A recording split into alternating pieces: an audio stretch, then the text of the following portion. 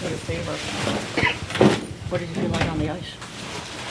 Yeah, we did a lot of good things, and just missed that final blow, and that up 1-0 in the first. We had chances to make it 2. Had power plays to even the game, and we did a lot of good things, and except score the second goal. Dylan, after the first period, we talked about you had to keep up what you did in the first through the next 40 minutes. To a certain extent, you did just not able to connect with that goal. When you think of opportunities missed, how much does those linger in your mind? Yeah, it lingers, and it's fresh right now, and you think about it, and you replay it, and it's hard after a game that big, and to have some big missed chances, and I thought everyone was going tonight. Everyone played well, but we just got a little safe in the third period, and so we were down a goal, and then we pushed, and it was too little too late. What do you draw on to move on from this as quickly as possible and move with everything now that's at stake Thursday? Yeah, I mean, just makes our road a little harder, and anything can happen. I mean, look at what has gone on since the trade deadline in our conference, and we got to win. And it's tough back-to-back, tough matchups the rest of the way, and we play like that tonight. I think we're going to win some hockey games on the stretch. Is that the message after the game, Dylan, or is there nothing that even needs to be said after a game?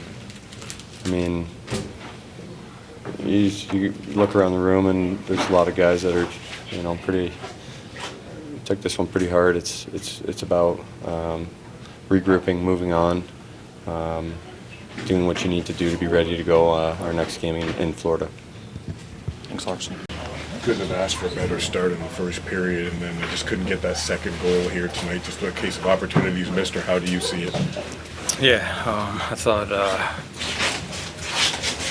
got to be proud of our start and proud of our effort. Just kind of lacked some execution tonight. So, it would have been nice to get that second one, especially with the start we had.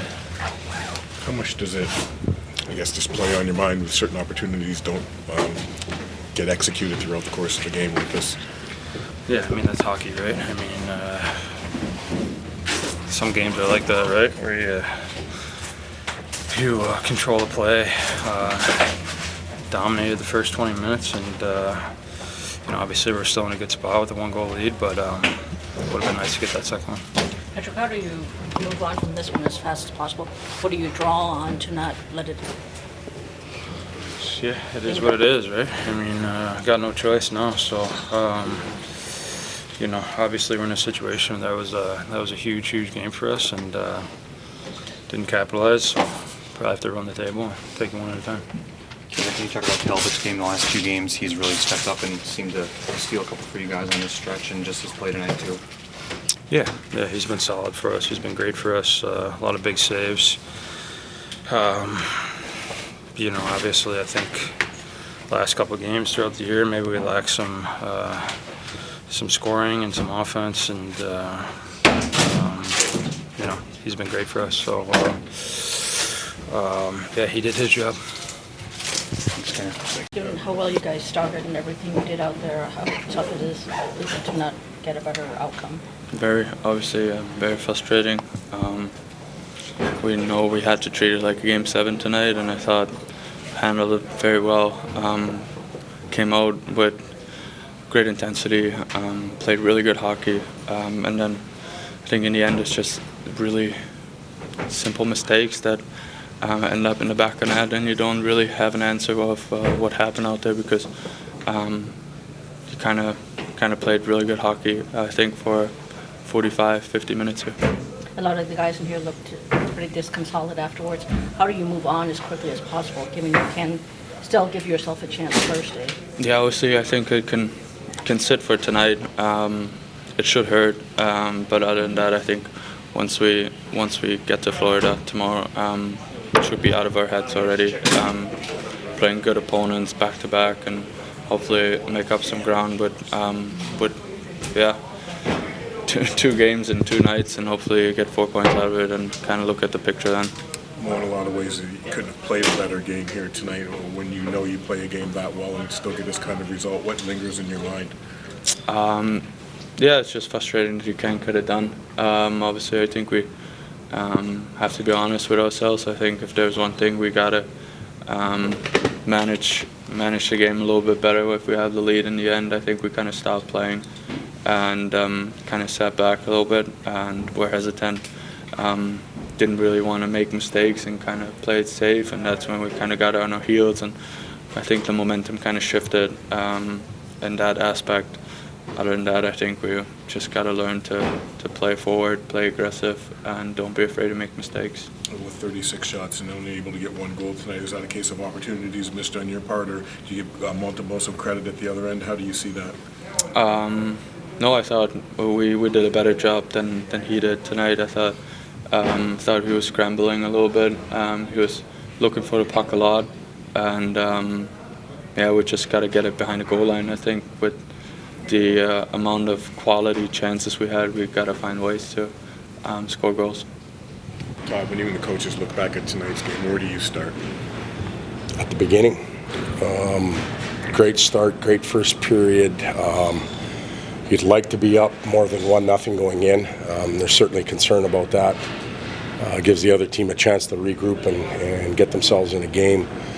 Get into the second period, I thought we were going good. We take the 2 penalties in about a 5-minute span, and at that point, we lost some players. We were able to roll 4 lines, but we lost some players there and had to get them back quickly. And what I mean by that, just momentum. You could feel it swing a little bit in their favor. The fans started to get into it. And then you get into the third. Not a lot going on. We have a turnover at the blue line, comes into our zone. Albert loses his helmet. He couldn't draw it up any worse for us than that, because he would have been in perfect position to kill that play, but he was picking his helmet up or coming to the bench, and that's in. So I'd also look at our missed opportunities. Breakaway, Razor has one, wide open net, JT has it. Would have given us a chance to push the game in our favor, take the lead. Power play was really ineffective in my opinion tonight. Nothing going on there, and we rely on it a lot. And also the 6-on-5. So we had 6 full minutes of power play and another 2.5 minutes of 6-on-5. So that's a good chunk of the game, and you don't get anything there. Probably not going to win. You alluded to some of the missed opportunities along the way. How much will those haunt guys going forward? Well, I think the answer is obvious there. It's going to haunt them. Razor's going to be thinking about the breakaway, and JT's going to be thinking about the wide open net. And there was others that had chances, good looks, and it didn't go in. Whether the goaltender made a save or we missed our shot or mishandled the puck. Whatever the case was, we only got one, and that's not enough. Todd, I know you've said you don't address the team after a loss. Do you make an exception after? No, not today. Like no. What will your message be to them eventually? Well, the word eventually is kind of scary for us right now, because eventually doesn't exist. We're still alive. We're not dummies. We know we're on life support. Pardon me. And we need help. But let's rely on each other, and we're going into a tough building in Florida and in Tampa, and let's play. And there's not a lot to say to them right now. I thought they put a good effort in. It wasn't like they didn't show up or not compete. So there's not a lot to say to them. We'll regroup tomorrow and move on. Do you want it to linger a little bit though before they flush it, or? Oh, it'll linger. It doesn't matter if I go in and address the group or anything like that. It'll linger. We'll feel the effects of it. How is the challenge to have back-to-back games like in Florida for you at this time of the year, particularly back-to-back games? It's not easy. No, it's not. I got my throat. It's not easy playing back-to-back at any point in the year, whether it's Florida or you can go to Dallas and Winnipeg if you want, or wherever you're playing it. It's tough.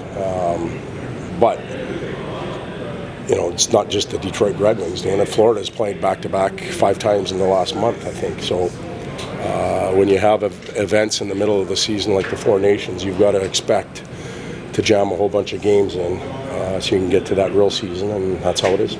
It's still an uphill climb for this group, like you said, still in it. How do you mentally just stay above and this rest of the way here? No, we don't right now. We're going to head back to the hotel. We're going to eat. We're going to rest, and then tomorrow we'll address the group, and we'll have a plan going into the Florida game. Make sure that we're as healthy as we can be, and then swing the bat again. See what happens, one night at a time.